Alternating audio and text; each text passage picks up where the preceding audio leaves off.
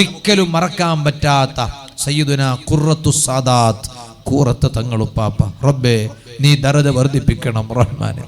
ഞാൻ ഈ ഭാഗത്ത് ജീവിച്ചിരിപ്പുള്ള സമയത്ത് തന്നെ, തങ്ങൾ ജീവിച്ചിരിപ്പുള്ള സമയത്ത് ഞാൻ ബൈത്തർക്കത്തുണ്ടെങ്കിലും ഇടയ്ക്ക് ഞാൻ തങ്ങളടുത്ത് പോകും.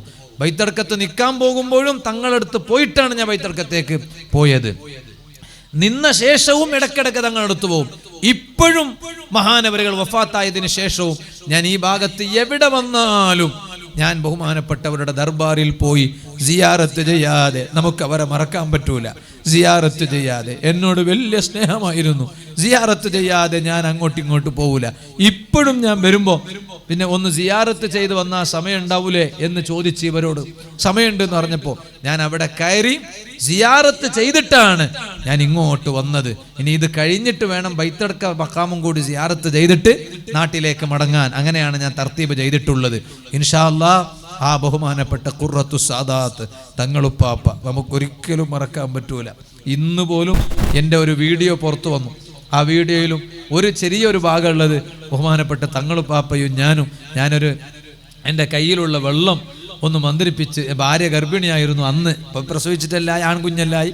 അപ്പോൾ ആ ഗർഭിണിയായ സമയത്ത് ആ വെള്ളം ഒന്ന് മന്ത്രിപ്പിക്കാൻ വേണ്ടി കൊടുത്തതാ. അതാണ് ഞാനും തങ്ങളും അവസാനം വേദി പങ്കിട്ട സ്ഥലം, സുള്യ ഭാഗത്ത് പൈമ്പച്ചാൽ എന്ന സ്ഥലത്ത്. അവിടെ ഞാൻ ഈ വെള്ളം മന്ത്രിക്കാൻ കൊടുത്തു. എന്തിനും ചോദിച്ചു. ഭാര്യ ഗർഭിണിയാണെന്ന് പറഞ്ഞപ്പോൾ എന്നെ ഒന്ന് തമാശാക്കി. ആ തമാശയാക്കി ചിരിച്ചതിൻ്റെ ഒരു വീഡിയോ ആണ്. നമുക്കത് മറക്കാൻ പറ്റില്ല. അവരുടെയൊക്കെ കൽബിൽ ഞങ്ങളുണ്ട് എന്നതിൻ്റെ തെളിവാണ്. ഇപ്പോഴും ഞങ്ങൾ മറന്നിട്ടില്ല. അതുകൊണ്ടാണ് തങ്ങളെ ഉറൂസ് വരുന്നത് നമ്മൾ ആരും മറന്നു പോകാൻ പാടില്ല. തങ്ങളുടെ 1-ാമത്തെ ആണ്ട് വഫാത്തായതിന് ശേഷം, വഫാത്തായിട്ടുണ്ടെങ്കിലും ഇപ്പൊ ഞങ്ങൾക്കിടയിൽ ഉള്ളതുപോലെയാണ് ഞങ്ങൾക്ക് തോന്നുക. തങ്ങൾ വഫാത്തായതുപോലെ ഞങ്ങൾക്ക് തോന്നിയിട്ടേ ഇല്ല. അപ്പോ മഹാനവരുകളുടെ 1-ാമത്തെ ആണ്ട് ഇൻഷാ അല്ലാഹ് ഈ വരുന്ന അടുത്ത മാസം അല്ലേ, ജൂൺ 26, 27, 28, 29 തീയതികളിലായി ഇൻഷാ അല്ലാഹ് അവിടെ നിന്ന് നടക്കുകയാണ്. അതിന് 1-ാമത്തെ ദിവസം 26-ാം തീയതി ഇൻഷാ അല്ലാഹ് ഞാൻ തന്നെ വാളിന് വരുന്നുണ്ട്.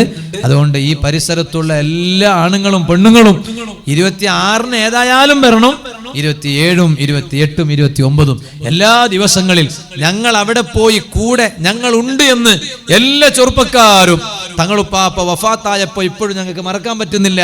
അന്ന് ഈ പരിസരത്തുള്ള, ഈ നാട്ടിലെ പരിസരത്തുള്ള യുവാക്കളാണ് അവിടെ സജീവമായി ഉണ്ടായിരുന്നത്. അപ്പോഴും മഴ പെയ്യണ സമയമായിരുന്നു. അന്നൊക്കെ എത്രയാണ് ഈ പരിസരത്തുള്ള ബാല്യക്കാർ അധ്വാനിച്ചത്, പ്രവർത്തിച്ചത്. അല്ലാഹുവേ നീ അവർക്കൊക്കെ സന്തോഷം നൽകണേ അല്ലാഹ്.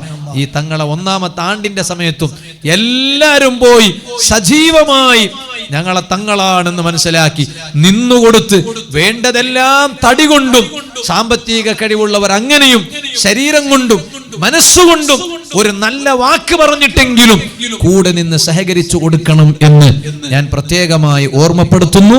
നിങ്ങളൊക്കെ അതിന്റെ പ്രചാരകരാകണം എന്ന് ഓർമ്മപ്പെടുത്തി ഇൻഷാ അല്ലാഹ് ഇവിടുത്തെ ചടങ്ങ് കഴിഞ്ഞ് നമുക്ക് ഇൻഷാ അല്ലാഹ് ഒരു ദുആ നടത്തി പിരിയാം.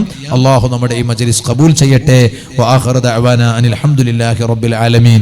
അസ്സലാമു അലൈക്കും വറഹ്മത്തുള്ളാഹി വബറകാതുഹു.